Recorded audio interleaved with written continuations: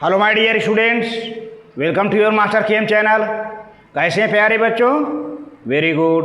तो आज मैं Amla Shankar Yadav master chem channel की तरफ से क्लास 12 के बच्चों के लिए वीडियो ले आया हूँ प्यारे बच्चों, केमिकल काइनेटिक्स चैप्टर। तो आज के वीडियो में हमारा डिस्कशन होगा second order reaction. Second order reaction के बारे में हम ढेर सारे एग्जाम्पल्स देंगे और रेट ऑफ रिएक्शन और रिएक्शन रेट कांस्टेंट के में डिफरेंस बताएंगे। लेकिन प्यारे बच्चों, सेकेंड ऑर्डर रिएक्शन का इंटीग्रेटेड इक्वेशन आपके सिलेबस में नहीं है ना, लेकिन हम इसको इंटीग्रेटेड इक्वेशन दे देंगे। तो देखते हैं सेकेंड ऑर्डर रिएक्शन क्या है जिसमें two terms of concentration is used.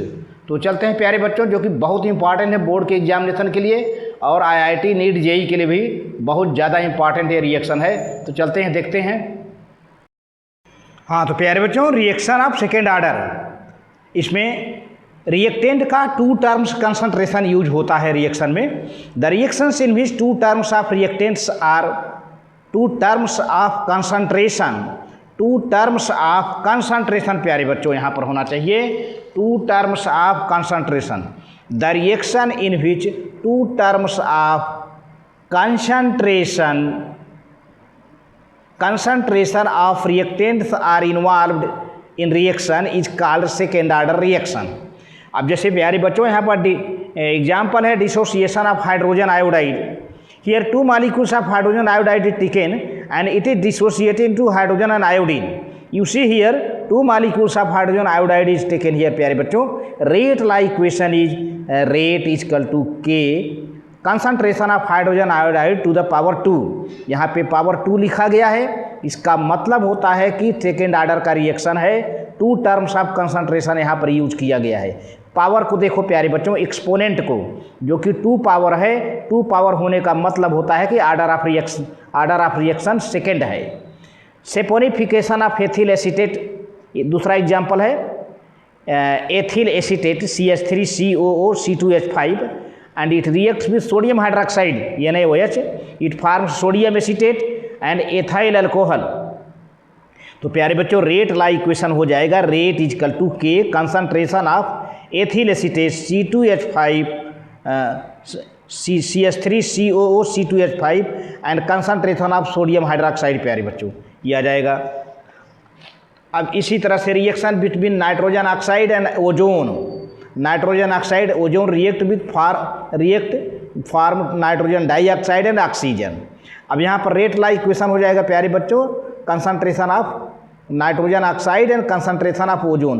तो 2 टर्म है तो 1 + 1 कितना हो जाएगा 2, सेकेंड ऑर्डर रिएक्शन हो गया। तो यहाँ पर rate is equal to K concentration of nitrogen oxide to the power 1 लिखा नहीं जाता है, और to the concentration of ozone to the power 1, तो 1 + 1 क्या हो जाएगा 2, सेकेंड ऑर्डर का रिएक्शन हो गया। तो इस तरह से प्यारे बच्चों यूनिट के का यूनिट सेकेंड ऑर्डर के लिए हो जाता है लीटर पर मोल पर सेकेंड, यानी litre inverse mole inverse second. और गैसों के लिए हो जाएगा एटमॉस्फेयर इनवर्स सेकेंड इनवर्स, गैसों के लिए हो जाएगा।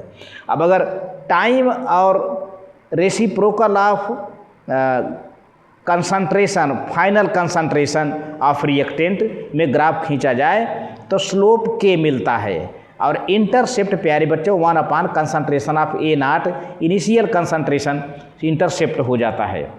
तो इंटीग्रेटेड इक्वेशन इसका डायरेक्ट है, इसमें डायरेक्ट दिया जा रहा है। ये सेकेंड ऑर्डर का इंटीग्रेटेड इक्वेशन है प्यारे बच्चों, सेकेंड ऑर्डर का integrated equation K is equal to 1/T bracket में, करली ब्रैकेट में हो जाएगा 1 concentration of A minus 1 concentration of A0।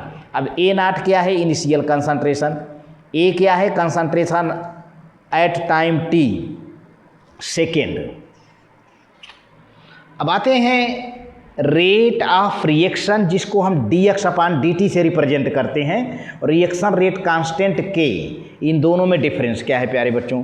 The rate of reaction is the change in the concentration of reactant और product per unit time. Per unit time में जो reactant या product का concentration change हो रहा है उसको हम रेट ऑफ रिएक्शन कहते हैं, यानी कंसंट्रेशन अपॉन टाइम। लेकिन रिएक्शन कांस्टेंट क्या है? It is It is a constant of proportionality in the rate law equation and is equal to the rate of reaction when the molar concentration is unity। तो प्यारे बच्चों, rate of reaction के equal तब हो जाता है जब reactant की मोलार कंसंट्रेशन 1 हो जाता है, तब जो है के की वैल्यू रेट ऑफ रिएक्शन यानी dx/dt के इक्वल हो जाता है। dx/dt के इक्वल हो जाता है के तब जब रिएक्टेंट की मोलार कंसंट्रेशन 1 हो जाती है। Rate of reaction any instant of time depends upon the molar concentration of the reactants at that time.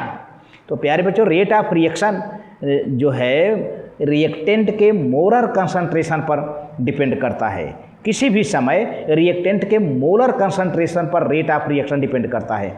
लेकिन प्यारे बच्चों, रिएक्शन रेट कांस्टेंट के की वैल्यू रिएक्टेंट के मोलर कंसंट्रेशन पर डिपेंड नहीं करता है।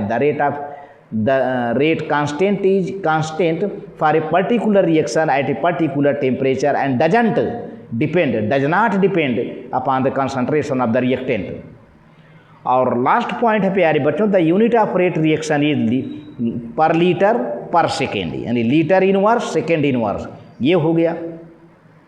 लेकिन रिएक्शन रेट कांस्टेंट का जो यूनिट है वह आर्डर ऑफ रिएक्शन पर डिपेंड करता है प्यारे बच्चों। इसका कोई फिक्स यूनिट नहीं है। अगर 0 ऑर्डर रिएक्शन है तो मोल पर लीटर पर सेकेंड हो जाएगा, अगर फर्स्ट ऑर्डर का है तो पर सेकेंड हो जाएगा, अगर सेकेंड ऑर्डर का है तो लीटर पर मोल पर सेकेंड हो जाएगा। तो ये सब आप कॉपी और कलम लेकर के नोट कर सकते हैं वीडियो को स्लो करके। तो थैंक यू, आज के डेट में बस इतना ही।